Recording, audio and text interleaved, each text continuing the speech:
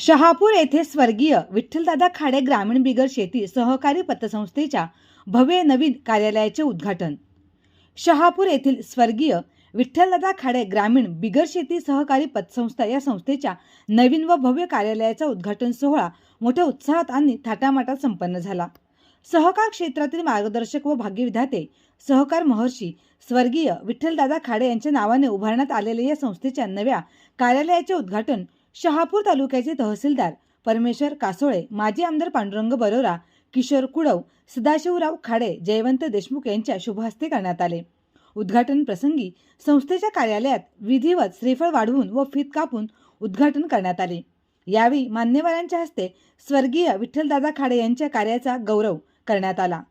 सहकार चळवळीत त्यांनी दिलेले योगदान, ग्रामीण भागातील सर्वसामान्य नागरिकांना आर्थिक सक्षमतेकडे नेण्याचा त्यांचा दृष्टिकोन याविषयी वक्त्यांनी आपले मनोगत यावेळी व्यक्त केले।